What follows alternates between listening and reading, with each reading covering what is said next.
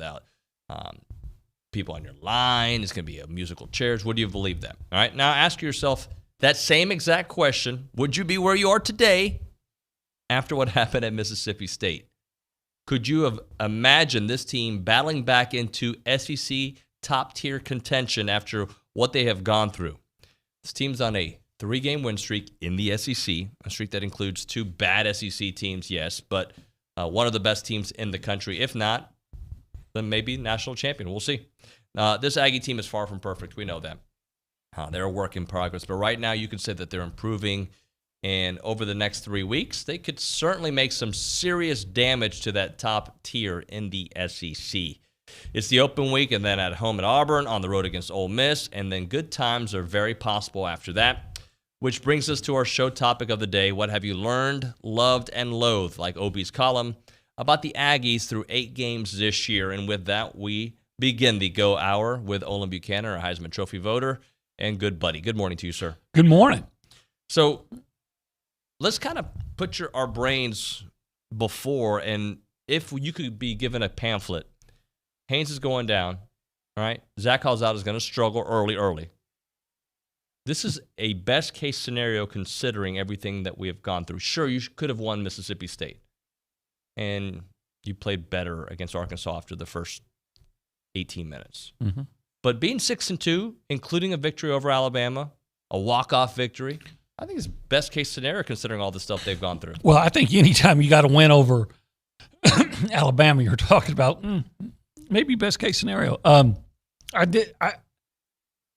Yeah, if you would have told me at the beginning of the year you're going to lose your starting quarterback, Layden Robinson's going to miss a couple of games, Luke Matthews isn't going to be able to play, Miles Jones isn't going to play, Caleb Chapman. Yeah, you're not going to have 3 of your top 4 returning receivers. Then I would have probably said, well, if everything else goes perfect, maybe you can be 7-1. But I would have thought, to be honest, I probably would have thought, they'll beat Arkansas. I didn't think Arkansas would be as good as they were, but I don't even know if they are. I think Arkansas was completely riding the momentum train at that point? Completely, just so invested in that game. They haven't won since. Now, they played some tough games. Well, they beat Pine Bluff, but, that's a glorified practice. So anyway, I probably would have thought they would have beaten Mississippi State just on defense. But then having those 2 games, the way they played out, and where you could not run the ball. You ran the ball against Mississippi State, but where it seemed like you couldn't stop anybody and you were getting beat deep, and this wrecking crew defense was not playing like it for those 2 games. Would you have believed that they could bounce back and do it? No. The way it started, as soon as they lost to Arkansas, the red flags were up, and then you say, okay, how are they going to respond? And then they lost to Mississippi State, and I'm thinking, are they going to be bowl eligible? Right. Because there were 3 at that time. I'm looking at it and saying, okay, they're what? 3-2. 3-2. Yeah. You got Alabama. I'm thinking, okay, it's going to be 3-3. You'll beat Missouri. You'll beat South Carolina. Okay, 5-3. All right, you better beat those 2. Both of those. You got Prairie View. You got to beat Prairie View. There's your 6. But what if you lose to Missouri, where you've had a world of trouble in your history? Right. I never thought they'd lose to South Carolina. I knew South Carolina was going to be bad. But then you're like, how do you lose to Arkansas and Mississippi State and say, okay, you're going to beat Auburn, you're going to beat Alabama, you're going to beat LSU, you're going to beat Ole Miss? I think the biggest storyline that we've seen, though, is the development of that offensive line, because for a huge part of the beginning, let me rephrase that, the beginning part of the season, you could not run the ball. This team's identity struggled running the ball against Colorado, struggled running the ball against New Mexico, like games that you should be able to run the ball. You didn't run the ball very well against Arkansas. And since then, you've seen an offensive line that gets pushed, protects Zach Calzada overall, and it has changed the entire team. The defense is playing with a little more confidence because they're not out there all game long. Your offensive line is providing alleys for Isaiah to do what he does and A-Chain to do what he does, and Zach has a little bit more time to put some zip on the ball. To me, that's where the difference in the season started and will continue to be a difference maker the rest of the way. I'm with you. I think they figured out that Reuben Fothery was the best tackle and needed to be out there just because he's a freshman. Yep. I think when we talked about this, I think Bryce Foster had a period of adjustment, and it's still going through it, but now he's handling it better. And Layden Robinson was in and out of the lineup. And then you put Kenyon Green back at his best position. So, you had to do some juggling, and you figured out, what is the best way, what's your best lineup. And, they don't have to be great. I keep watching Isaiah Spiller. I'm saying, Isaiah Spiller reminds me of a mouse. He can get through the smallest crevices. A mouse can contort its body and get through I know this because I've worked in a grocery store one time that was mice infested. Oh, yeah. Yeah, one ran up my arm one time. It was gross. Gosh. But anyway, they can get through these smallest, you think you've got something, or he's like water. If there's the slightest crevice, he's going through it. And so these guys don't have to be great. They just have to be good. And right now they're good, and maybe they're getting toward great. Yep. Hey, if you want to be a part of the conversation, what have you learned, loved, loathed about this first part of the season, 8 games into the season? You can join us on the BCSI hotline, 979-693-1150.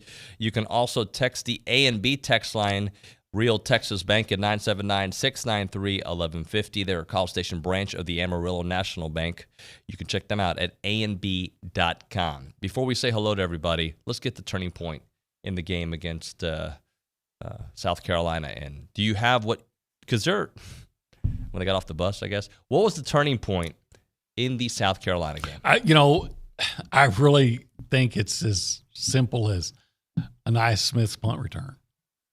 I agree. Because as soon as he did that, they're up 7-0. Okay, but you kind of knew that A&M is better than these guys anyway, especially your defensive front against their offensive line. We knew that was going in. That was the biggest advantage A&M had. And now you get a touchdown on special teams, and you're like, I know you match up better than, but then when you just throw in, wild card like that, you already had 3 aces, and then you got the wild card. Right. Yeah, I'm going to be different just because that's what we do here on radio. We give different points of view. I'm going to go with the second drive of the game. And the reason I'm going with that is because it was a 10-play, 90-yard drive that ate up 4 minutes, 44 seconds. And through that point, you had dominated special teams, you had dominated defense, and now you had dominated the line of scrimmage offensively. You went the length of the field. You had a 25-yard touchdown to Jalen Watermeyer. In that game, a special teams touchdown and time of possession. And to me, that was the turning point. At that point, South Carolina knew there's nothing they can do. And let's not forget, that theme continued for 3 quarters, where by the end of the third quarter, they had 6 yards of total offense. I know. Poor old, what's his name, Zeb Nolan? Zeb is dead. Yeah, constantly. Yeah, and then he's complaining about the clapping. Yeah. He was, I guess you could say he was suffering from the clap. And but that defense was all over him all night. I don't know how many times he was knocked down. He was sacked 3 times, but it seems like we saw the one where he looks like he was knocked out for a minute. I don't know if he was playing possum. Wasn't there a late hit on one of them, too, that would have stopped the drive for them? Yeah. It was Shamar Turner. Yeah. It was the one where Leon O'Neal punts the ball about 35 yards. Looked pretty good. Had some hang time. Yeah, I'm very impressed with the way they've turned the season around, and the season will be defined by these next 2 games. It's a 2-game season. And how you get through that will determine if we're talking about one of these huge bowls or not. But I think regardless where you are today, you can't lose 3 of the next 4 games, obviously. But you know that recruits are invested in this program, and they want to be here. You know that the talent that's here right now, the young talent, is getting valuable experience and getting better. That offensive line that we struggled with early on next year is going to be a strength, minus Kenyon Green. Somebody else is. And Jameer Johnson. Someone's going to have to step up. But the youngsters on that offensive line that were supposed to start next year and be difference makers or start their learning process Right. are already going to be ready to roll. Let's go around the room and say hello. Dalton, good morning to you, sir. Oh, good morning. Happy Monday. Happy Monday. What'd you end up doing yesterday? Oh, you worked. I just worked. But, fun Saturday night. I don't know. I wasn't in the building like y'all, but tell me, gentlemen, was it as loud in person as it sounded on TV? I don't know. Yeah, the press box, you can't tell. I will say this. I expected it to be a dead atmosphere after some of the things I read, like Well, then maybe you got help by that punt return for touchdown. Yeah, no, but there were people there. I mean, you knew there would be people there, but I thought the tailgating atmosphere was more intense than I was expecting heading into the stadium. Winning's fun, man. Winning is fun. Let's go say hello. Anna Rosa Peterson at the News and Social Center. Good morning to you. Got to put it out there. There she goes. Is my mic on? Yeah, it is now. Okay. I just got to put it out there that I actually lost my voice this weekend. So bear with me. I promise I'm not going through puberty. Just sang a little bit too much karaoke. My roommate, who happens to be Lance Berkman's daughter, just slight flex there. Name drop. Yeah, I had to. Astros Hall of Famer. I'm sure our listeners are familiar with him, but invited us to her place in New Braunfels. They had a karaoke machine. American Pie and a couple other great songs were sung for a solid 3 hours, and this is the product of it. So just wanted to put that out there. But yeah, our topic is, what have you learned, loved, loathed through 8 games? We want to hear your response, so let us know what you're thinking. You got any responses for us? I do have some responses. Sutton in College Station says, absolutely loved that the 12th man brought it in a game where we had so many recruits in attendance. There was a different feel than the Mississippi State game. All right. Yeah, I agree with that. I would love for you to read this Dave and Edmund text message as well, because let me set it up with this. I feel like I'm the only one in College Station that watched a particular show because I brought it up 2 or 3 times, and everyone's like, no, I don't know what you're talking about, bro. The McKinney said it. Liucci didn't watch it. So read this text message for me. And I know you didn't watch it, Olin. I don't even have to ask you. Okay. Yeah, David Edmond says, Nuno, I listen to a lot of content after it's live, and I desperately want to text and help you out, but it's not live. I watched Small Wonder in the 80s. Small Wonder, ever watch that show, Obi? No. It's about a little robot girl who goes to elementary school. And she talks like this. Missed it. No? Yeah. Missed it. You need to binge watch that, my friend. Terrible television. It was terrible then. It's still terrible. But I watched it. I think it was like on TBS. All right. When we come back here on the program, what are we talking about? We are talking Overreaction Monday. What are we going to overreact about? Or what are people overreacting about? You know what I'm not overreacting about? I'm probably underselling the value of the Association of Former Students. Segway time. They're so great. I need to even talk about them more. They're very good what they do. They have great tailgate parties. They got Aggie Park that's popping here soon, hopefully by next summer. There's so many different things that they do, but they do it with first intentions of helping those Aggies out there around the world, and they do that by your help, guys. They're the oldest serving organization of A&M people throughout the world for over 140 years. Their association is here, there, and everywhere for A&M and Texas Aggies everywhere. We're talking about MSC security. We're talking about scholarship funds. We're talking about studying abroad. They do everything, and it's only $100 a year to be a part of that, right? $9 a month. You get the plaque, the decal, and the Texas Aggie magazine. Plus, you're continuing in the oldest, most inspiring tradition of Aggies helping other Aggies out there. To be a part of it, make an impact or a donation, go to aggienetwork.com/giving.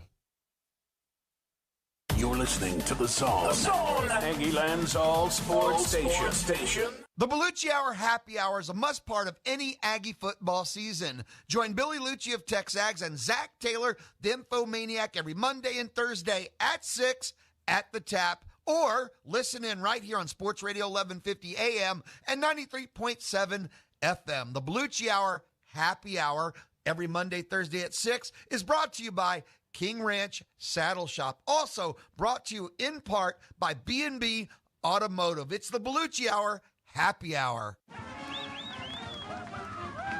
Hello, St. Joseph Eagles fans. Listen to St. Joseph Eagles football throughout the season on KEDC 88.5 FM.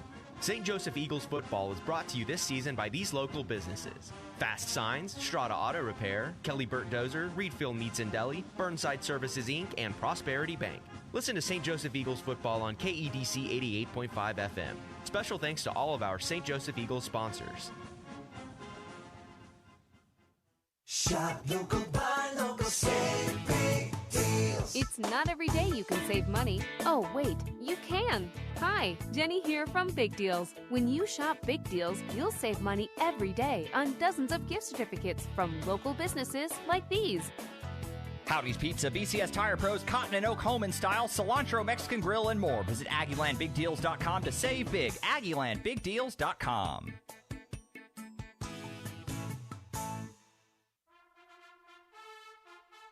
The flagship station for Aggie Athletics is The Zone. Whenever the Aggies are playing, you can hear them right here at 1150 and 93.7 FM.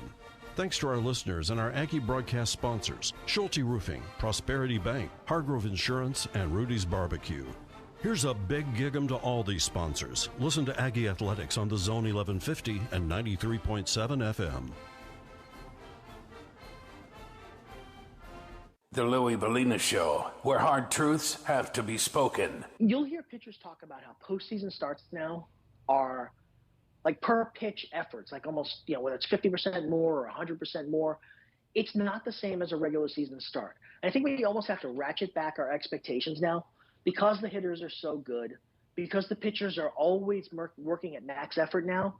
The postseason is just going to be like this now forever. I don't see a way this changes short of, if the baseball changes. If they literally deaden the baseball to a point where pitchers don't have to worry about giving up a home run on every pitch, maybe that would change it.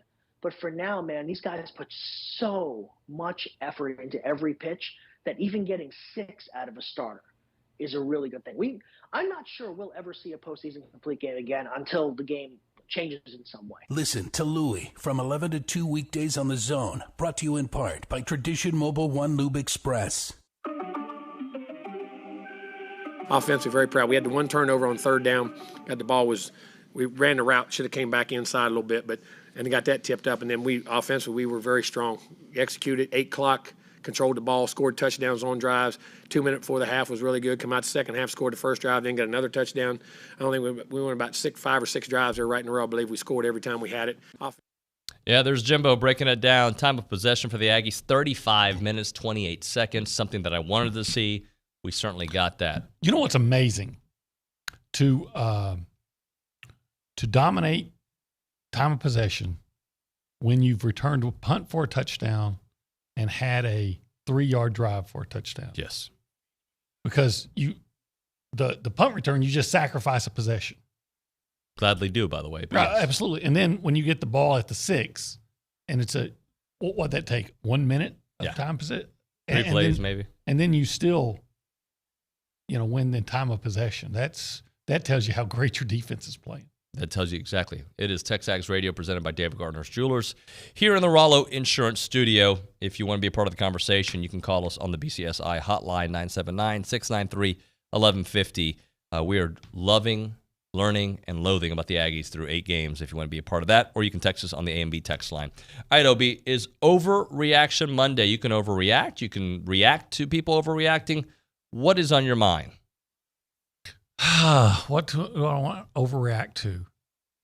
What are people overreacting to set them straight? I'll give you one. All right, tell me. I think I saw on social media, not as much from the media this week, but on social media, A&M is only getting convincing wins over SEC bottom feeders. And, scratch your head on this one. Are we going to act like Alabama didn't happen? Yeah. Okay, and then to those who say, well, yeah, but you got the Tide on a bad day. No, actually, you didn't get the Tide on a bad day. You got them on a great day. Look at their numbers. It was a better scheme and a better performance from A&M. That happens sometimes, guys. That's exactly what happened. Yes, Missouri, atrocious. South Carolina, not good. But look who they've played. And we'll talk about South Carolina. They got destroyed by Georgia. Everybody has. But by the way, Georgia, with that great defense, they give it more than 10 yards in 3 quarters, for the record. They lost to 6 to Kentucky. Mm-hmm. Okay? A&M's defense has been elite, especially after that offensive line, I think, has found their groove, and they haven't been on the field. They're running the ball. They're blocking. They have tough defense. This team can beat anyone in the country because of their recipe, their formula, which is dominate the line of scrimmage and great defense. Yeah, and that's what they did last year, and people then tried to, especially I expected of fans, but I don't like it from media. So, well, they only win by running. It's boring. Well, you know what? Winning isn't boring. Yeah. You find out what your situation is and what's going to win for you, and then you use that. And we'd hope to see more big plays in the passing game, and we're seeing some, but the circumstances do not favor a wide open passing game where you're throwing deep all the time, right? To win with this team again.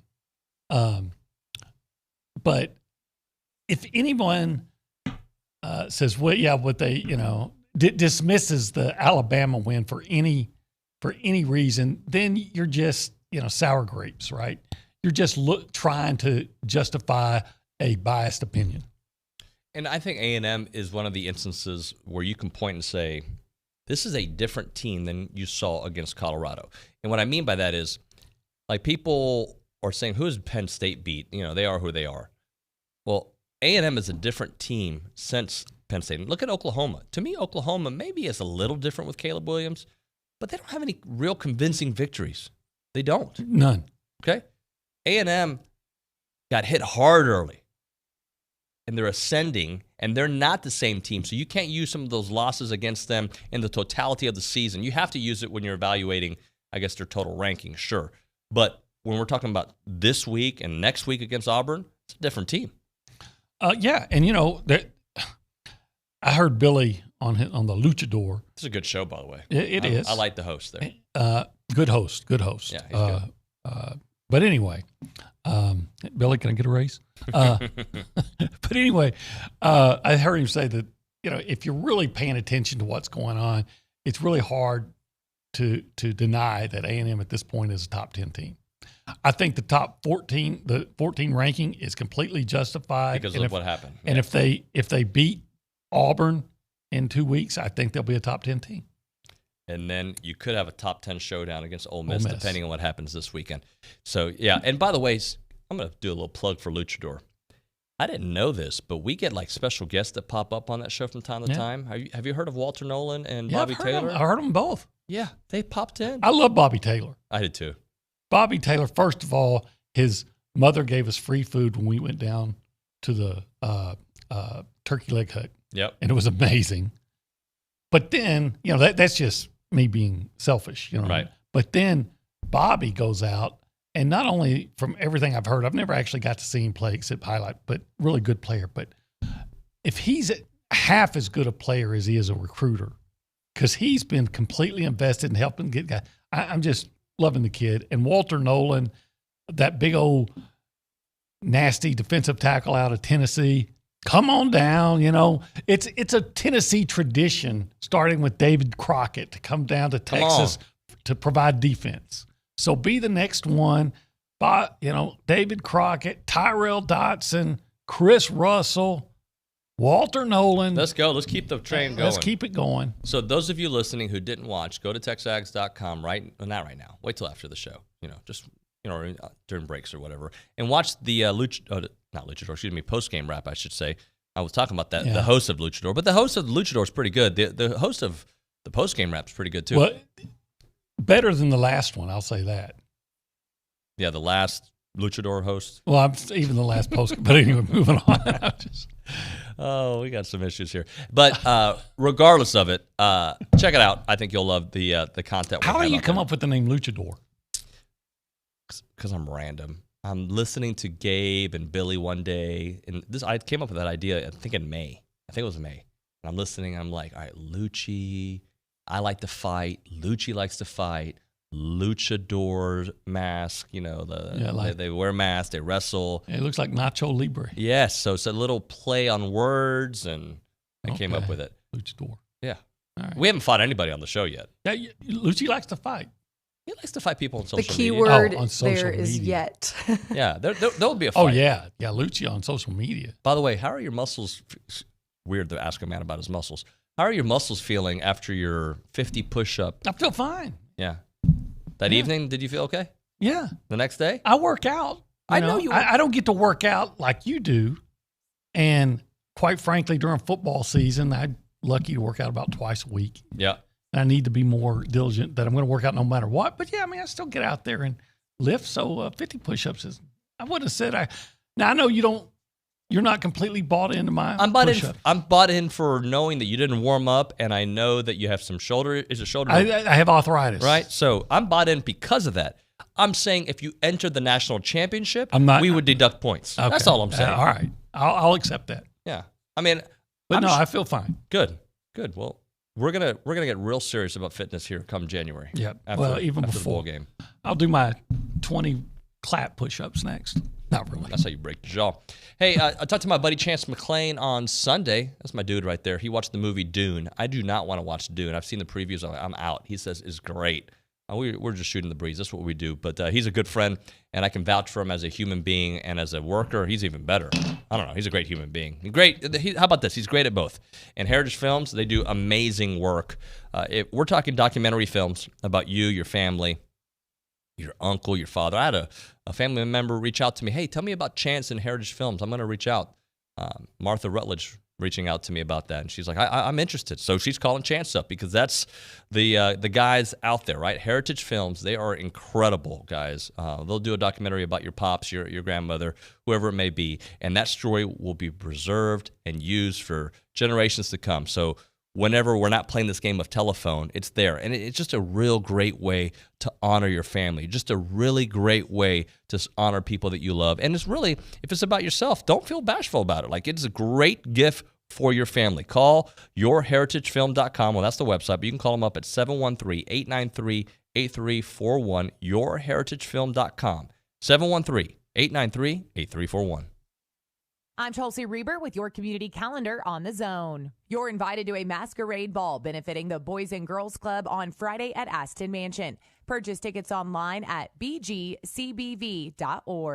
The Robertson County Zero Tolerance Coalition is hosting a trunk or treat on Friday from 5 to 8. Come out for games, candy, and fun. Grief Share, Surviving the Holidays, is a seminar for people facing the holidays after a loved one's death. The seminar is Sunday, November 7th at Peace Lutheran Church. The College Station High School parents and alumni are hosting a skeet shoot to raise money for scholarships for CSHS FFA students. The event is Saturday, November 13th at the Boswell Porter Range in Caldwell. Shooters and sponsors can register at iClays.com. You can hear Houston Astros baseball all postseason long on Sports Radio 1150 AM, 93.7 FM, and select games on Gospel 97.3 FM, thanks to Kelly Burt Dozer. I'm Chelsea Reber on the Zone. The strength of America, our values, our way of life hasn't just been won on the battlefield. It's won every day in our communities when we come together, extending hands of compassion, service, and hope to those who need it most. For over 100 years, the American Legion has been strengthening communities across our nation by providing life-saving help and support to our veterans and neighbors during times like we're facing today. It's what the Legion's all about.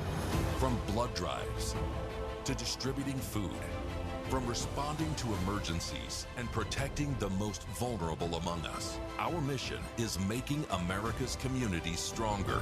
We are one family, and therefore we care.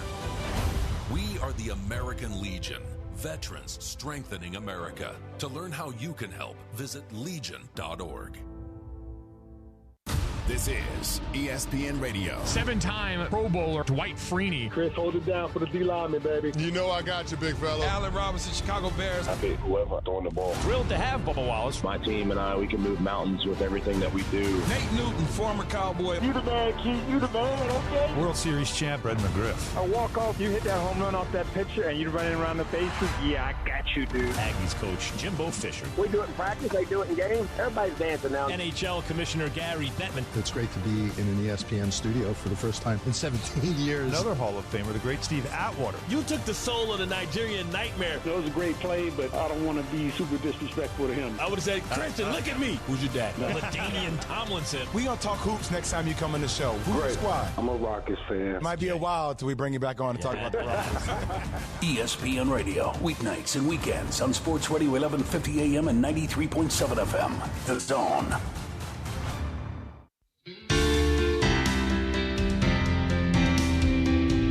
He's learned to be a complete player, and his big body can get vertical. He has athleticism. His hands is able to run after the catch, and he's really getting and playing like he's capable of playing, and he's a weapon. He's learned. There he is, Jimbo Fisher, breaking it all down after the game here at TexAgs Radio. So you're talking about Jalen Weidemeyer? Jalen Weidemeyer. I think what Kyle Field fans need to do is everybody needs to learn the Jalen Weidemeyer touchdown dance. The whole, and then when he scores a touchdown, the whole stadium does the Weidemeyer dance. That'd be good. Wouldn't that be great? Well, couldn't you see that on television, when they're showing it on highlights? And here's Weidemeyer, and here's the whole Kyle Field Stadium. We're all doing it. Yeah. And we can get Luch and Calzada to do the dance. I don't know the dance, but it seems like he points here and points there. And I got another YouTube video in the works that we should do. It's you doing the Jalen. I don't know it, but I think everybody should learn it and do it when he scores a touchdown. That'd be awesome display. I definitely think we're going to do this video. If you can get everybody in the stadium to wear red, white, and blue T-shirts and the corresponding decks, yeah, you can get everybody to do the Jalen Weidemeyer dance when he scores a touchdown. So I need to talk Astros for about 34 seconds. Okay. And it's not really about the Astros. Are they in the World Series? They are. Okay. It's not really about the Astros. So those of you who are Ranger fans that hate when I talk Astros. Did the Dodgers make it to the World Series? They did not. Oh, okay. They did not. Sorry, Zane. This is about a Dodgers reporter, I guess, if you will. Okay. Maybe Zane knows what I'm talking about. There's some J-hole. Am I allowed to say J-hole? Jack-hole? That's fine, right? Yeah, that's fine. Named Howard Cole. Are you familiar with this guy? I'm not. All right. This loser, all right, his headline says, journalist with over 1,000 articles for SI, Forbes, Rolling Stone, OCR, LA Times, LA Weekly, publishing independently at Substack, okay? Never heard of the guy. Substack? What's Substack? Yeah, but let me go ahead and tell you this. Yeah, tell me. If you have your headline with all your ribbons and your participation trophies to prove who you are, you're nobody. Okay? If you're really a nationally renowned writer, you don't have to say, like, I've written how many radio shows have you done, OB? Do you know? No. How many articles have you written? Do you know? No. Okay. Because you're not a loser. You're good. This loser, and I don't think Zane likes this guy, but if he does, then Zane's in the Zane's a loser if he said likes that. this guy. Howard Cole with Grecian formula goatee says Correa ? Scum. Altuve scum. Crane scum. Yimmy J.A. Baker, talking about Dusty, selfish. Manfred, absolutely clueless. Dodgers, with a ? Deserving. Does this guy not know that a couple of his best players played for the Boston Red Sox, who cheated? Boston. Okay? Does he not know that this team has a guy named Trevor Bauer, who may not be on the roster right now, who's in trouble for beating up women during fun times at home? Wow. You're a loser if you don't. Yeah, I don't know you, Howard, so I'm a loser too for the moment. But you don't know Carlos Correa. How can you call him scum? Well, I wouldn't, call anybody that I don't know. But except Howard Cole. Scum. I don't know if he's scum. He might be a pleasant human being. But if you are a proud national columnist, you don't need to call people scum that you don't know. And based on what? Yeah, based on what? I don't follow Major League Baseball, but except on the peripheral. Everything I've know or heard about, like Altuve, great is that guy. He's a great guy. Doesn't he do a lot of charity stuff? Yes, he's a wonderful human being who did not take advantage of the scandal. Read the reports, losers. All right, people, the reports say the Astros didn't use it during the playoffs. So we believe the reports on one thing, but we don't believe the reports on the other thing? Okay? So regardless, they shouldn't have done it. They're in the World Series. I hope they do it and shut everybody up for at least a day. But this guy. Well, you know what? I think he should, again, I'm not into baseball, but as this guy, what he should do is just forget about the Astros and focus on covering the Dodgers in the World Series. Yeah, he needs to focus on that. Oh, wait. They're not in the World Series. They're not in it. Oh. So that's why he's pissed. By the way, you don't follow baseball. Dusty Baker seems like a friendly guy, right? Yeah, I remember when his son was 3 years old and almost got ran over at the World Series. Now he's a college baseball player. Is that right? Yeah. Man, how old have I gotten? So I just had Liucci tweeted about it. I tweeted journalist ? Like, this guy is supposed to be somebody. Well, it sounds like more like a urinalist. Yeah. Took me a second. Piss me off. Look, Piss me off, those urinalists. As you know, I root for Texas to lose every game ever. I root for Barcelona to lose every game ever. There are a couple things that's what I want. I would not call Mac Brown scum. Oh, he's actually a really nice guy. He's a great guy. Whatever, loser. I can't read it, but Richard just sent me a text explaining who this guy is. Is Richard a fan? No. Around Aggie land, he can talk to me about it. It just bothered me. Can we get back to the Aggies now that I've gone on this loser? He might be a friendly guy. I don't know. But it just bugged me for him to talk about people that I know, that I actually know personally, are not scum. And Correa is a great guy. Altuve is a great guy. And I'm doing a name drop the way Ana Rosa did it earlier with Lance Berkman. But I know these guys are great people. And, yeah, they made a mistake. And they've paid for it, or they're paying for it for the rest of their careers. But to call somebody scum, whatever. All right. Who brought the heat this past weekend, Mr. Buchanan? How about Tyree Johnson? He did bring it. He did. I mean, a lot of guys did, right? Yep. Jalen Wademeyer, yep. Learn the dance. But Tyree Johnson seemed like he was in the backfield. In fact, it doesn't even say Tyree Johnson was in the South Carolina backfield more than Kevin Harris was. Last year's SEC leading rusher. Yeah. Because they're not using for whatever reason. So literally, I mean, he did play and he had some carries, but literally, and I know what literally means, and I'm not doing it like the college kids now. Literally, Tyree Johnson was in the backfield more than Kevin Harris. He was. Absolutely he was. I was going to say, I mean, you mentioned it. Wademeyer, somebody you can throw in here. I'm just going to read you a couple notes that came down through the A&M SID department. He recorded his 5th multi-TD game of his career, which he had a 25-yard grab in the end zone the first quarter, 28-yarder, right? And in the air to extend his record among tight ends to 16 receiving TDs, good for 8th all-time among players. Also set career record for receiving yards by a tight end, passing Martellus Bennett. And let's see what else. He also extended his string of games with a reception to 31, dating back to his first game for the Maroon and White. So how and he's about still the second best football player in his family. Not amazing. Vincent.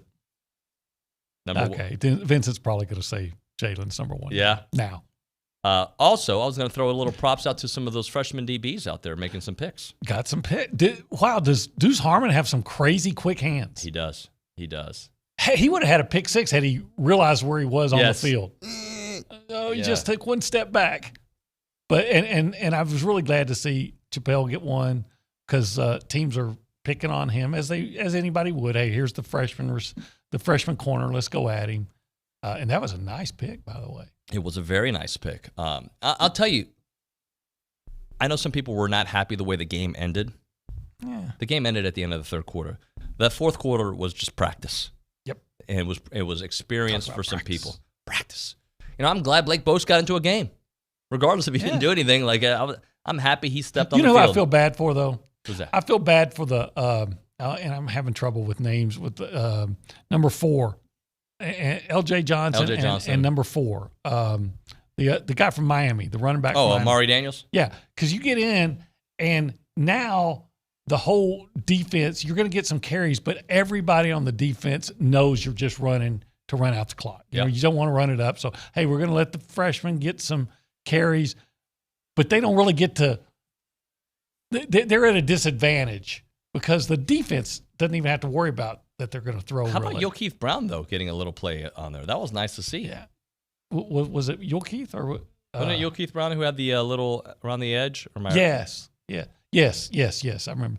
But I'm glad to see them get out there and get some carries. You want to get an idea what you've got coming up behind Spiller and A-Chain, but man, it's tough when the defense just knows what you're doing. So we have, let's see, how many receivers caught a pass? You got Wademeyer, you got Spiller, Anaya Smith, Jalen Pressman, Damon Demas, and Caleb Chapman. So 6 receivers this week, 5 rushers. I think last week it was, 9 receivers caught a pass. So spreading it out, doing what you – and again, this was a game where it was out of reach. The Missouri game was out of reach after the first quarter, but there was game to be played. This game was done. This game was done in the second quarter. Over. Yeah, definitely by halftime. What was it, 31-0 at the half? Yes. Say, I don't think South Carolina's going to come back on this one. The bottom trophy stays. They kind of chilled out midway through the second quarter, where there was a point where you're like, they may get 42 points in this quarter. I mean, by the end of this quarter. Yeah. I think the only question you had after halftime was whether or not they'd get a shutout, and I think they would have gotten it. Had they 100% they would have gotten it had they decided to. Yeah, but.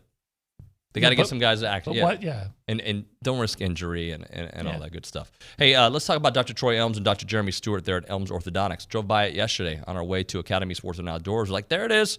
That's where my son Cruz went the other day. And I know that many of you are in the same situation as Elizabeth and I are, with just kids that are at that stage where braces may be coming down the pipeline. Maybe you need them. Maybe you just need a change.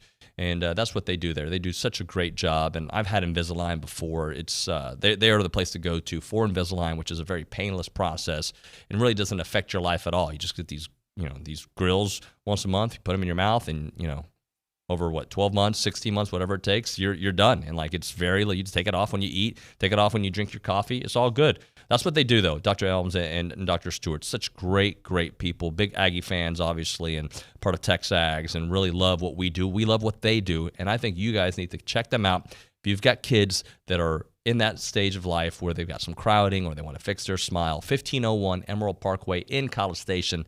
The phone number for Elms Orthodontics, 979-693-6300, or learn more online at drelms.com.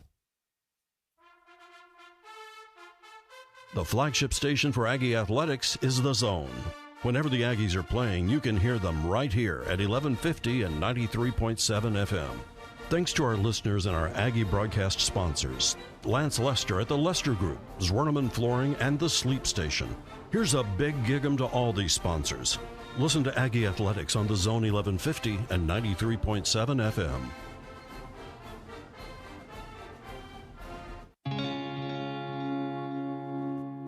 The Bryan College Station Chamber of Commerce and title sponsor of the City of College Station invite you to our 2021 annual banquet at the Hilton College Station on November the 8th from 6 until 9 p.m. Featuring a keynote address from Colonel Ross Gibb, Director of the Bush Combat Development Complex at Rellis. Join me, Glenn Brewer, your Chamber President, for an evening of celebration honoring our Citizen of the Year, Irma Cawley, Brazos County Commissioner, our Volunteer of the Year, Mary Mike Hatcher with Bryan Broadcasting, and your new Chamber of Commerce Board Chair, Wade Beckman, with Shipwreck Grill, Amico Nave, Third on Maid, and Admiral Catering. We will also be announcing this year's Chamber Ambassador of the Year. Join us for the Chamber of Commerce Annual Banquet on November the 8th. Tickets and table sponsorships are available. Visit bcschamber.org to reserve your spot. That's bcschamber.org. If you have a debit card, you're used to spending money. But what if your card actually ended up earning you money? That's not exactly normal, but that's what you can get at A&B. It's called Kasasa Cashback Checking. Don't mind the weird name. What you need to know is that it's a free account with cash rewards. Use your debit card for everyday purchases, and we'll pay you cash back every month. If that doesn't sound like normal banking, well, guess what? We're not a normal bank. So contact A&B today and ask for Kasasa or visit ANB.com. Equal housing lender, member FDIC. You can hear the Paul Feinbaum Show weekdays 2 to 4 here on The Zone. Presented by Polaris Fun Center. Paul Feinbaum is SEC Country. And Aggie Land is SEC Country too. Join Paul weekdays 2 to 4 here on The Zone. Polaris Fun Center sells and services Polaris ATVs, Rangers, Razors, Global Electric Cars, and the Polaris Slingshot. Polaris Fun Center, where they sell and service fun, not tractors. The voice of the SEC. And you can hear Paul Feinbaum weekdays 2 to 4 here on The Zone. Keyshawn, J. Will, and Max. When you have a problem with someone, you will find anything to turn it into a negative. And this is what is happening with Mike McCarthy and the Dallas Cowboys. People are waiting for the bottom to fall out. But I do know when you start trying to find the littlest thing to create a problem for a coach that is winning is ridiculous. Right. Listen in to Key, J. Will, and Max, powered by WC Tractor from 5 to 8 on The Zone.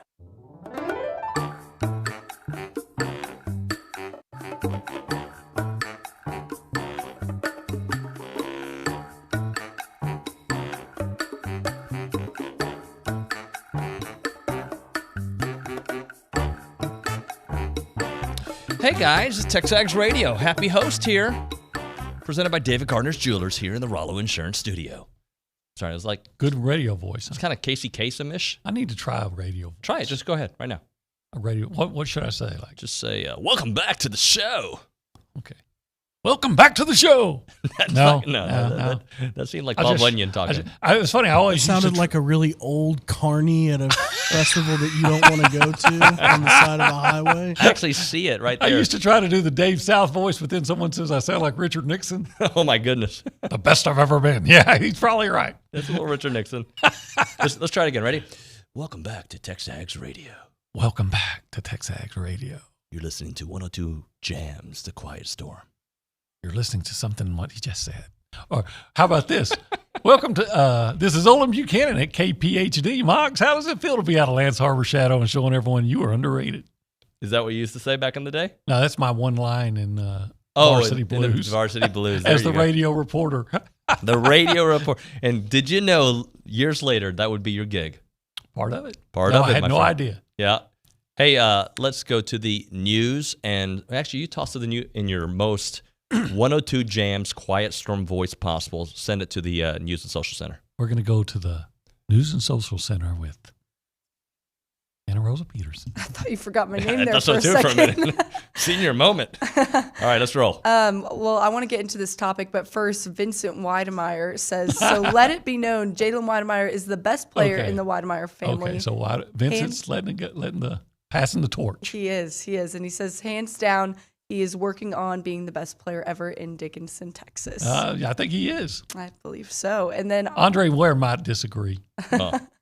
And back to our topic, what have you learned, loved, loathed through the 8 games? Matt in San Antonio says, learned, I'm super pleasantly surprised by how quickly that offensive line gelled.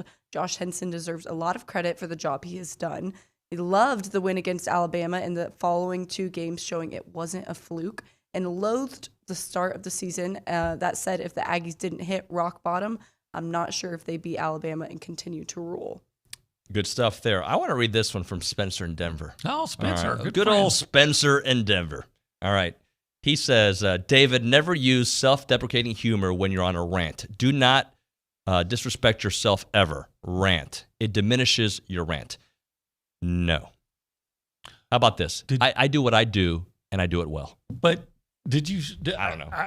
But now see, to Spencer's defense, I can see where he's going because you really don't have anything to. What's the word? Deprecate. I didn't want to say defecate. So but deprecate that too. You really don't have anything. Sure. Now I do. I'm 5'10". 5'10" is average height. Yeah, average. That's average. You're jacked. You've been been on TV. You're a handsome guy. Yes, that part is true. Then there's, a guy like me. I have nothing but self-deprecation. But when you're on a rant, if somebody makes a self-deprecating remark about themselves, does it automatically oh, that's it, I'm out. I can't listen to this anymore. No. This rant is no good anymore. That guy you were talking about, Howard Cole, is a winner. No. He's still a loser. No, but I think you called yourself a loser. Yeah. And I think he's probably. But I'm not really a loser. Right. There you go. I'm a winner. No one's believing that. No, but for a moment, you can be a loser. You can. Some people, maybe. Yeah. I can do it for a long time. My wife's always saying, why do you put yourself down all the time? I'm saying, well, I'm used to it. Yeah. See, I beat others to the punch. I feel I'm a mixture of Larry David and somebody who's successful. I'm in the middle. Like, I can make fun of myself and enjoy it and also realize I could take that dude. Ryan Broniger once told me that I remind him of Larry David. You got a little Larry in you. Well, I don't want to hear that. I mean, I didn't say you look like him. Yeah. Who do you look like? Well, back in the day when I was young. Oh, here we go. When I was young and almost handsome, Right. I kind of looked like, I tried to model my look after Kevin Costner and Bull Durham. I see a little Kevin Costner. I had the long, hair, and I was always wearing like a white polo with khaki slacks. Slacks. I was trying to model, bring out my inner Crash Davis. And did you party like Crash Davis? I actually, back then, I actually had a lot of fun. Yeah. Yeah. And then I got, old. You could tell it's the open week where this is our opening hour. Right. I couldn't have been a complete loser because if you've ever seen my wife, people say you outkicked your cousin, and I'll agree. You guys aren't even in the same sport, It's much true. less the same league. It's true. Yeah. But I had to have something going for me, right? Your charm, your radio voice. I'm always a good I'm a charming guy. Yes, you are. I'm kind of like the A&M offensive line. I started out kind of. You get better with age? I get better with age. And you're kind of like with Gremlins, man. You're just multiplying how good you are, man. I'm the Bryce Foster and Reuben Fothery of love. By the way, I got to say, I love that we have interactions with players' parents all the time. Yes. Mr. Wademeyer, obviously. Bryce's mom's on Twitter. Heidi, yeah. Obviously, the Calzada family. Fred Spiller. Seth Small's family, Rick Small. Just we're very, very blessed to talk to some good people. Even you, Spencer and Deborah. You're a good dude, too. All right, guys. OB, great first hour, buddy. Fun. Thank you very much. You bet. The great Billy Liucci joining us here for hour number 2 and 3. We'll break down the game from his perspective. And in the 10 o'clock hour, Tom Hart and Peter Burns. All that and more. It is TexAgs Radio presented by David Gardner's Jewelers.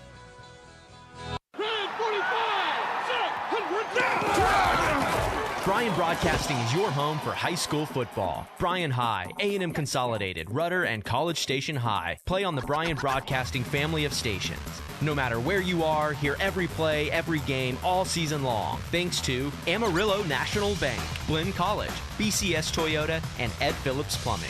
To find out when and where to hear your favorite team, go to brazosfootball.com. Our publications reach every corner of the Brazos Valley, and we want to partner with you in sharing your message with the community. You may recognize a few of our Bryan Broadcasting publications. Best of the Brazos Valley. Brazos Life, the annual manual. Welcome home, Brazos Valley. Brazos Family. Brazos Wellness. Brazos Valley Bride. Peace, Brazos Christian Life. With the combined power of 7 magazine titles, 11 radio stations, and digital solutions, Bryan Broadcasting Publications can help you be heard. Call 979-695-9595 to learn more. Listen in all season long to Houston Astros baseball. Thanks to Kelly Burt Dozier here on the Zone, 1150 AM and 93.7 FM. This is KZNE, College Station Bryan. Aggieland's home for sports.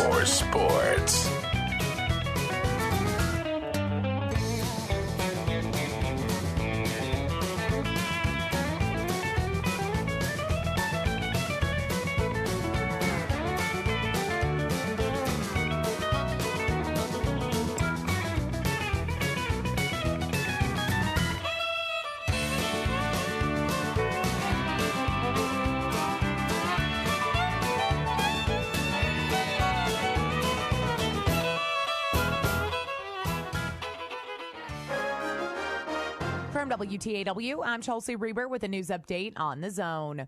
City of Bryan officials are hoping they are sending out the call for bids this week for renovations to the Phillips Event Center building at the city's golf course, which has been closed since last February's winter storm. We want as many vendors as possible responding to that. Once we get that out, we will probably have it on the streets for roughly 2 months, somewhere in that time frame, maybe a little bit less. Deputy City Manager Hugh Walker, speaking on WTAW, says their goal is to start construction in January. That depends on the arrival of materials to do a complete interior redesign. It has been almost completely stripped out. There will even be some wall changes. The project goes beyond the winter storm damage covered by insurance. No College Station residential neighborhoods have shown interest in the City Council's new ordinance that limits the number of unrelated residents in a home to 2. Mayor Carl Mooney, who voted against the restricted overlay ordinance 6 months ago, says the rule was presented by perhaps a limited few. And we'll see. I mean, there's still time. People can still do it whenever they want to, as long as they get the signatures. Mooney says he does not care for ordinances that cannot be enforced or utilized. And I'm not sure that the RU is actually going to work the way some folks thought it would. Mooney says it will be more difficult than some had thought to get the required 50% plus one support of property owners in a neighborhood. Brazos County State Senator Charles Schwartner has launched his re-election campaign. Schwartner's social media from his event in Georgetown included photos with former Governor Rick Perry and current Lieutenant Governor Dan Patrick. A state lawmaker who has been representing part of the Brazos Valley is leaving thanks to redistricting. The House district represented by Trent Ashby of Lufkin is moving east. He is losing Madison and Leon counties and gaining Polk and Tyler counties. His district number is also changing from HD 57 to HD 9. Ashby has announced he is running for re-election. I'm Chelsea Reber on The Zone. If you have a debit card, you're used to spending money. But what if your card actually ended up earning you money? That's not exactly normal, but that's what you can get at A&B. It's called Kasasa Cashback Checking. Don't mind the weird name. What you need to know is that it's a free account with cash rewards. Use your debit card for everyday purchases, and we'll pay you cash back every month. If that doesn't sound like normal banking, well, guess what? We're not a normal bank. So contact A&B today and ask for Kasasa or visit ANB.com. Equal housing lender, member FDIC. The flagship station for Aggie Athletics is The Zone. Whenever the Aggies are playing, you can hear them right here at 1150 and 93.7 FM. Thanks to our listeners and our Aggie broadcast sponsors, Schulte Roofing, Prosperity Bank, Hargrove Insurance, and Rudy's Barbecue. Here's a big gig 'em to all these sponsors. Listen to Aggie Athletics on The Zone 1150 and 93.7 FM. Good morning, sports fans. I'm Zach Taylor with your Aggie Sports Minute on The Zone. This Sports Minute is brought to you by Hilco Metal Roofing and Supply. Call 936-825-0500 or click HilcoSupply.com. Texas A&M football put together a dominant performance Saturday, blowing past South Carolina 44-14 at Kyle Field. Coach Jimbo Fisher after the win. I thought the key tonight was fast start. I thought both lines of scrimmage, we were able to play very physical on the offensive line and defensive lines and played very well in those regards and allowed our skill guys to really play. I think our defensive line was outstanding in the game. I think we had 11 yards at halftime and maybe 20 or 25 through the middle of the third quarter. Aggie running backs Devon Achane and Isaiah Spiller once again got it done on the ground, both eclipsing 100 yards. With the win, the Ags improved to 6-2 heading into the bye. For a breakdown, tune into the Liucci Hour tonight from 6 to 7 right here on The Zone. By the way, the Aggies also jump up 3 spots to number 14 in this week's AP poll. Georgia remains number 1, followed by Cincinnati, Alabama, and Oklahoma. Texas A&M women's soccer finally got off the schneid yesterday, edging Vanderbilt 2-1. Barbara Oliveri and Carlina Sample each found the net as the Ags put an end to a 3-match winless streak. Meanwhile, volleyball couldn't get past Mississippi State 3-1. It marked the 4th straight loss for the Maroon and White. And 9th-ranked Aggie men's golf finished 2nd at the Golf Club of Georgia Collegiate. Sam Bennett tied for 3rd individually at 12 under. And that's been your Aggie Sports Minute, brought to you by Hilco Metal Roofing and Supply. On The Zone, I'm Zach Taylor. Aggie football game day on The Zone starts 3 hours before kickoff with the Twin Peaks pregame show powered by TexAgs.com.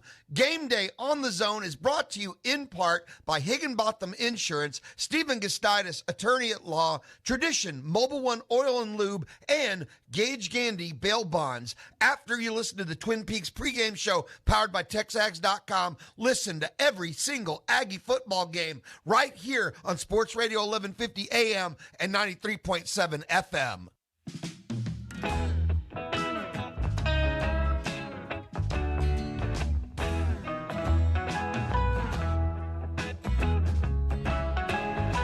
Oh, 8 weeks, man. I'm telling you, 8 weeks is tough. I've always been an advocate. I think in this 12-week season, I think college football needs 2 off weeks. If you really want to take the kids in consideration, I really do. I believe you do need that. But it's tough. Your physical is pounding, and then especially where we were. I mean, to lose 2 games like that, be 3-0, and then lose 2 games and come back against the stretch we had. I'm very proud of them. I'm happy for them. Now we got to maintain and remember why we've had success and continue it. We got a heck of a grind left, but there's a lot of football left to be played. It is TexAgs Radio. We're presented by David Gardner's Jewelers here in the Rollo Insurance Studio, and that is Jimbo breaking it all down for us here on the program. And we've got a topic of the day that I'd like to discuss with you guys. What have you learned, loved, and loathed about the Aggies through 8 games this season? We'll talk about it. We'll break it all down. We'll get Luch on the show to talk about it as well on the BCSI hotline. If you want to text in the show, you can do that on the A&B text line. That number is 979-693-1150. And with that, we're going to go to the BCSI hotline. We are joined by Mr. Billy Liucci, executive editor and co-owner of TexAgs. Good morning to you, sir. Good morning, Nuno. How are you, sir? I'm doing very well, driving to work today. Oh, well, welcome in. Been doing a little riding this morning. Hey, I had a little rant earlier. I think you had one on Twitter as well. Just quickly on the Astros, what do you think of that Howard Cole tweet? Oh, yeah. I mean, sometimes we can piggyback each other, me and you, on tweets, because I think we're very like-minded in our attacks and our assaults. But that was like more attack. Like, hey, we've been struck as Astros fans, and now we're coming back at you.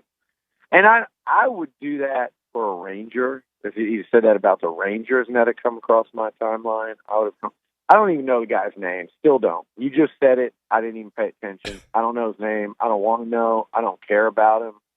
I think he's trash as a writer, as a journalist. I'm all for a good troll, and especially if it's part of like your shtick. But when you start saying and calling individual grown men scum, you should have something behind that besides that you think they cheated in a sport, and he's clearly a Dodgers guy that A, you don't know if the Dodgers cheated, and B, they probably did, and you do know that. And by cheated, I use that word fairly loosely too in that sport. It's like calling baseball, saying everybody in the 80s or the 90s were cheating when God knows what percentage of them were doing steroids. So the entire thing, yeah. But here's my problem with it, David. He made it so personal. And these people that it's one of my biggest pet peeves. These people that try to play unbiased journalists, and it's like, no, you're just an absolute raging fan that happens to work. And in this guy's case, it doesn't sound like he works for anybody. It sounds like a freelance loser that probably could make, somehow probably did make it and then got run out of the mainstream because he sucked.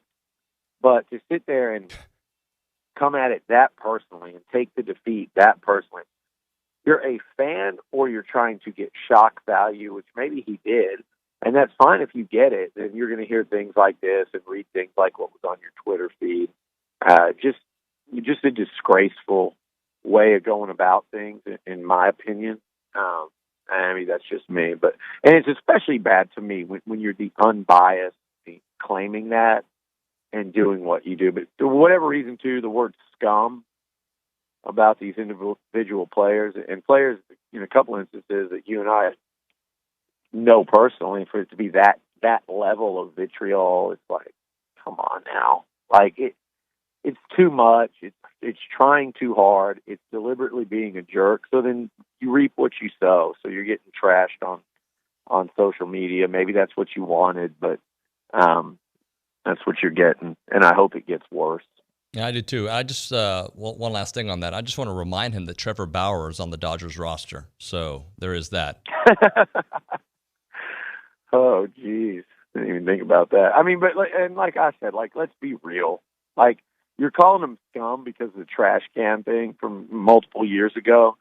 When A, they're proven to be pretty damn good without it, last I checked. But B, it's just the whole, it's like accusing other teams of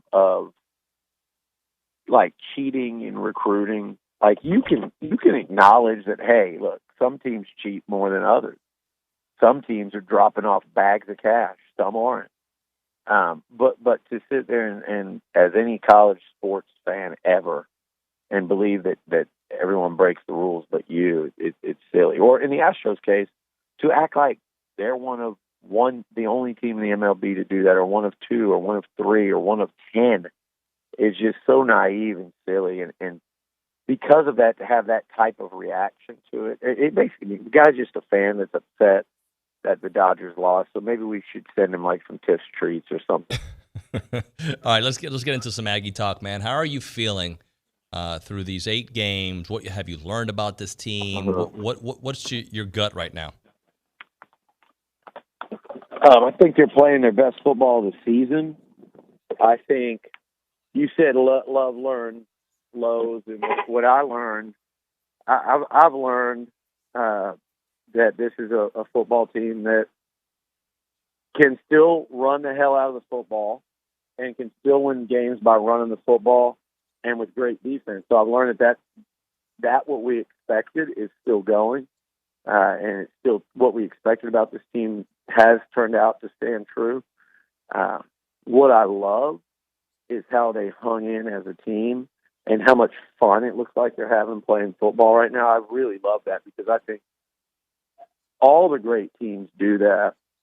And I also love the fact that they look like, David, they're, like I said, they're entering the bye with 4 games left, I think playing their best ball actually not their best ball. I think the best could be yet to come. But I love that they're improving week to week here through the heart of the season. And it looks like they could only get better. What I loathe is that we had to see them suffer through all those injuries early on because we're all sitting here wondering what might have been. I mean, again, like we said, they had the ball down 7 to Arkansas in the fourth quarter. You know, just no matter how poorly they were playing up until that point. And we all know what could have happened against Mississippi State if you change any one of a million different things. You just sitting there, that's what I loathe. It's just like, gosh, if they wouldn't have had those injuries and could have gelled just a little sooner, what might have been. Billy Liucci with us here as he prepares to come to the studio here at TexAgs, presented by David Gardner's Jewelers. I'll tell you, man, like I have, look at this. We got a special guest coming in the studio. His name is Billy Liucci here as he joins us. This is like Inception. I can hear you as twice. Dalton said. All right, I'm going to hang up now, Dave. You sure? Sure. Okay. Bye. Good talk. It's like playing that game with the 2 cans. Yeah. Oh. So I don't even remember what I was Sunny going this with. morning. Yeah, I was going to say, were you out late last night? No.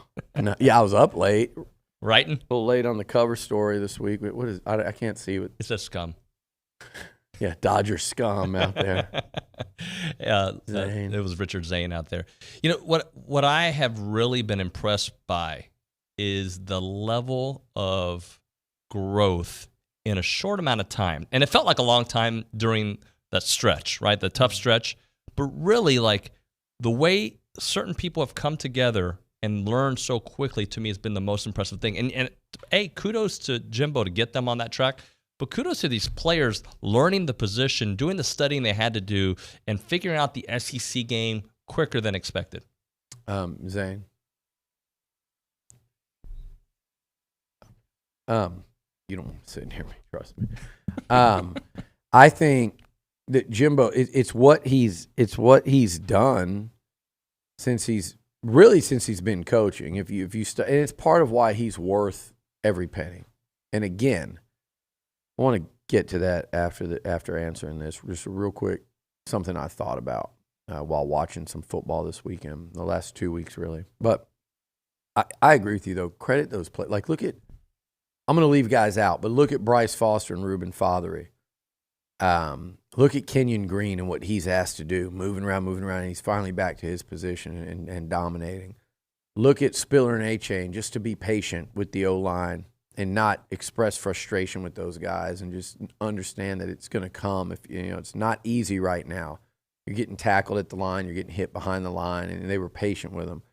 Everyone was patient with Calzada, from coaches to teammates alike. nothing but support. You saw that video, on TexAgs of Nias and him in his probably his lowest moment. Then you see him carried off. Calzada's growth, the patience that Jimbo and Daryl Dickey had with him, the patience Josh Henson had with the O-line, the players to listen and hang in there with each other, to not get frustrated and give up when the turnovers weren't coming. Now they're producing 2-3 a game. It's hard to stick in there when you lose back-to-back games in a season with so much promise. I mean, I can remember talking to some of those guys in 2013 when they were coming off of 2012, and they lost back-to-back, and that was to Alabama and Auburn. Auburn played for the national championship that year. Alabama had lost the other one. They were last-minute losses to both those teams, and a lot of them will tell you in 13 the air just really kind of came out of the balloon. The energy in the room was gone. They were unable to get it back. Chase Lane sat in here, DeMarvin, a couple of those guys that week, Wademeyer, and they said, we have nothing to lose now. I still think having Bama that week at that time in some wild-ass way was the most significant thing for this football team because they had lost 2 in a row. Everyone had written them off. They knew they weren't playing well, and it just something clicked, and it changed the way they practiced, the way they prepared.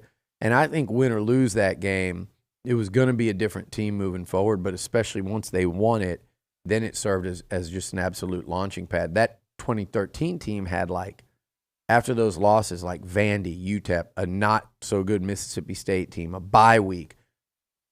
A&M this year was forced to get up. It was kind of like adapt or die kind of thing.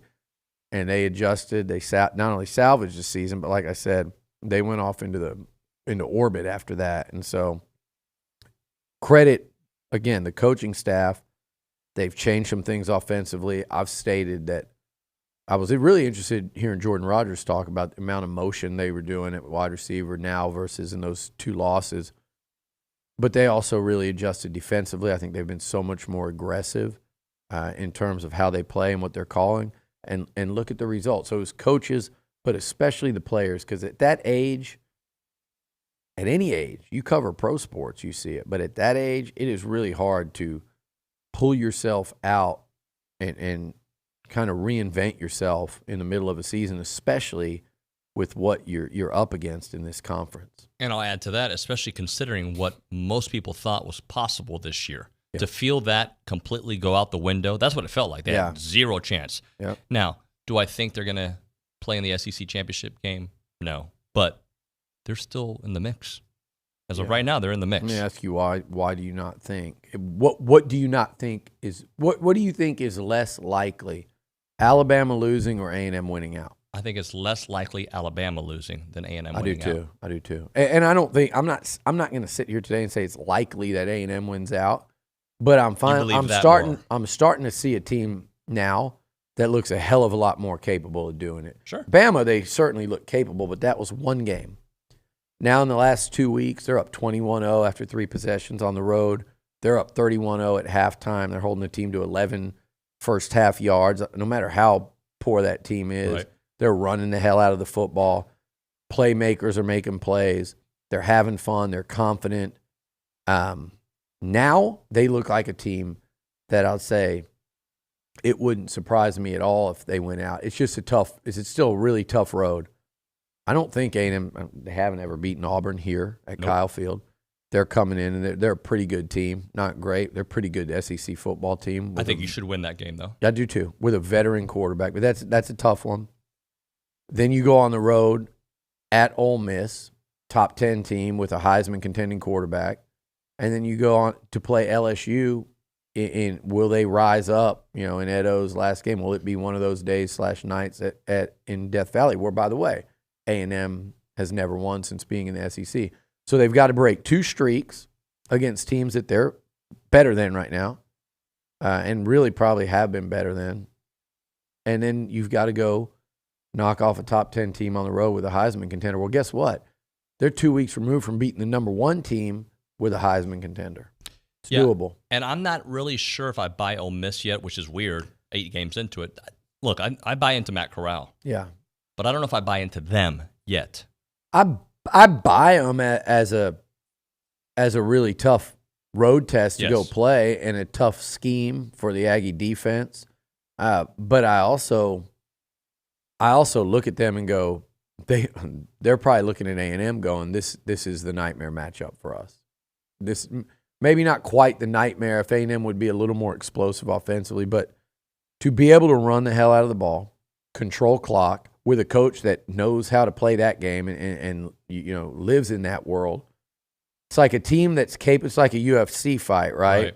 It's the flash and the style of a stand-up guy, and the last thing you want to do is get taken to the ground by a wrestling or a judo expert of some kind, jiu-jitsu, whatever. And that's it. So it's a real risk for Ole Miss that A&M can make this a ground and pound fight, make it ugly, and it's a tough matchup for Ole Miss, just as it is. And it's a fascinating game if the Aggies can get there. They both have to beat Auburn.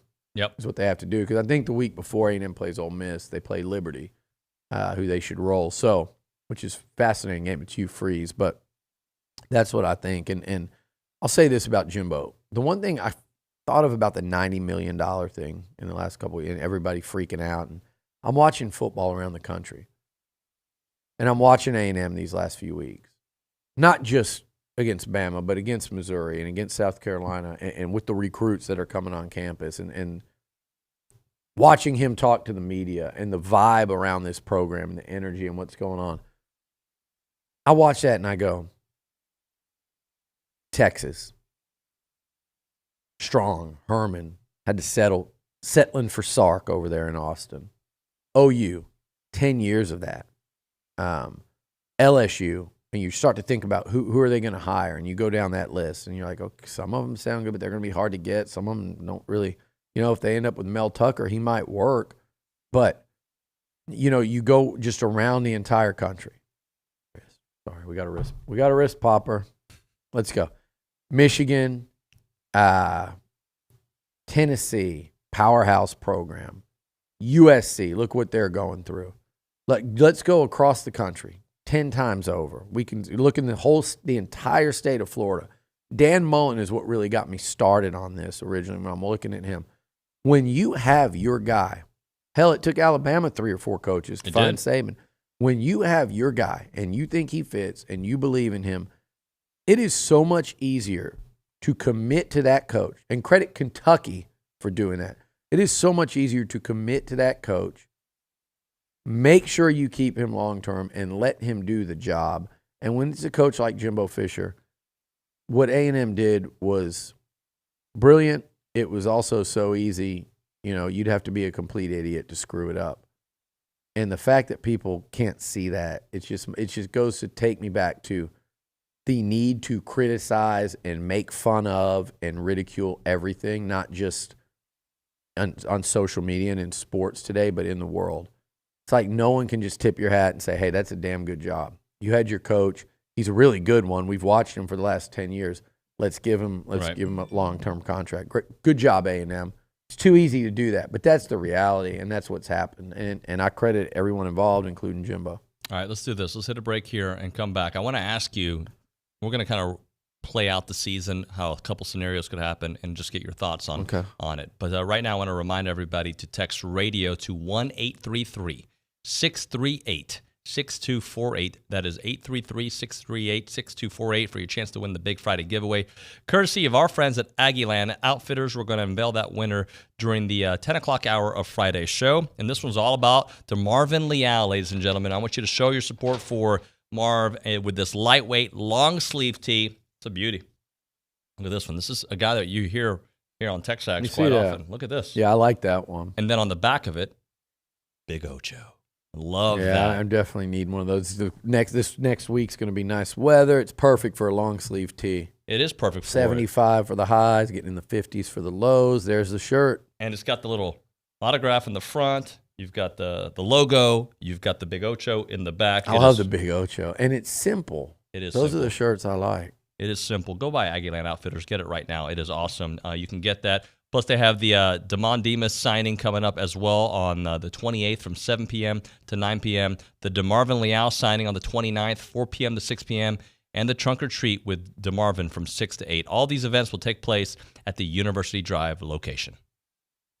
Get the Zone Daily Newsletter emailed to you each morning at 8. Sign up now. TheZone1150.com. The flagship station for Aggie athletics is The Zone. Whenever the Aggies are playing, you can hear them right here at 1150 and 93.7 FM. Thanks to our listeners and our Aggie broadcast sponsors, Pioneer Steel, Gulf States Toyota, and Amarillo National Bank. Here's a big gig 'em to all these sponsors. Listen to Aggie Athletics on the Zone 1150 and 93.7 FM.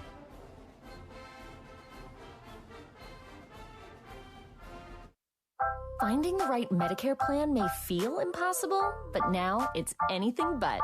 With Walgreens Find RX coverage tool, you can compare plans online, over the phone, or in person, making Medicare easier than ever. Easier than picking which true crime doc to watch, figuring out that Wi-Fi password, or putting the duvet cover back on. So if you can do those things, with Find RX coverage, you can definitely Medicare. Find the plan that's right for you by visiting walgreens.com/Medicare. The Liucci Hour Happy Hour is a must part of any Aggie football season. Join Billy Liucci of TexAgs and Zach Taylor, the Infomaniac, every Monday and Thursday at 6 at the Tap, or listen in right here on Sports Radio 1150 AM and 93.7 FM. The Liucci Hour Happy Hour every Monday, Thursday at 6 is brought to you by King Ranch Saddle Shop. Also brought to you in part by B&B Automotive. It's the Liucci Hour Happy Hour. He was the heart of your family, and he taught you our history. He helped you fix your first flat. He was the best backyard DJ around, and every time he'd tell a story, he'd own the room. But now more than ever, he may feel alone. Today, older adults and their loved ones are struggling to connect, in a time when connection has never been more important. But there is something we can do. Embrace our older loved ones through StoryCorps Connect. With StoryCorps Connect, you can honor seniors remotely with an interview about their life. Every interview will be archived at the Library of Congress, becoming part of American history, so that years from now, future generations can listen in. All right, Grandpa, what's one piece of advice you have for me? Just 3 words, sweetheart. Live with courage. The man that had the best stories still has plenty of stories to tell. So connect virtually and share the conversation of a lifetime at storycorpsconnect.org/AARP. Connect, honor, share. StoryCorps Connect. A message from AARP, StoryCorps, and the Ad Council.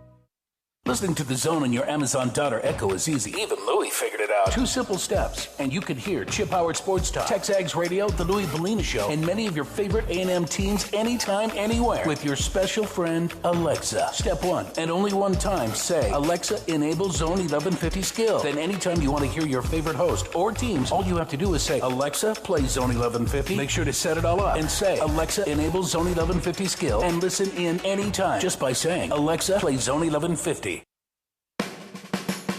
I mean, after we had that one drive, we had 2 holding calls. That was the other thing on offense. We had 3 holding calls, I think, on the night, which we can't have. And we overcome 2 and 1. When you have a holding call, the odds of scoring are when you have 2, I wish I'd put money on that landing on Vegas and scoring a touchdown on a drive you have 2 holding calls on.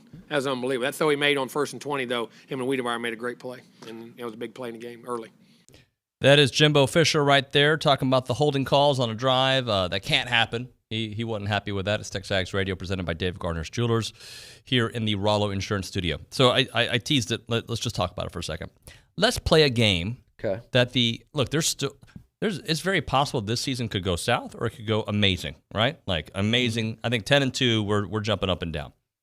Let's just say they do find a way to win out and Bama does lose. Okay? Just for a moment.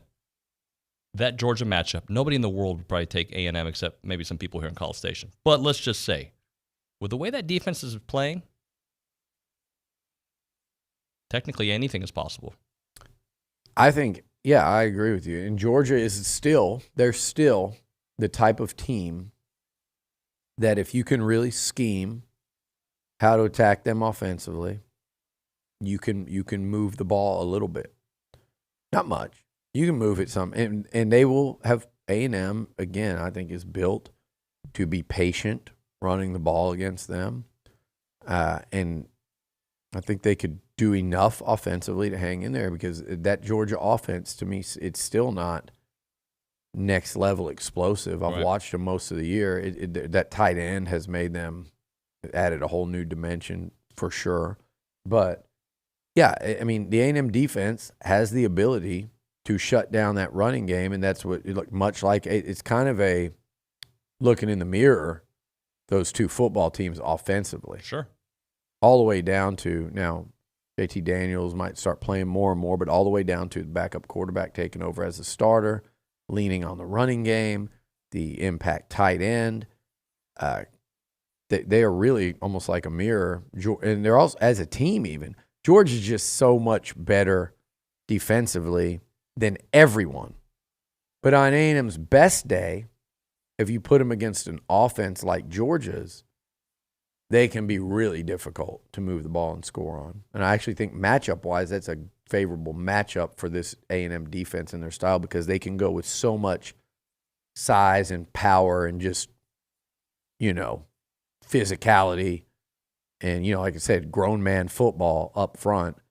I would go as far as to say no one in the SEC and probably in the country is more equipped for that style of ball than Texas A&M. Actually, there's one team, and it's Georgia, but that's it. I think A&M might be the second team on that list when you say who's just most equipped to line up, man up, and you want to try to run power football against a team.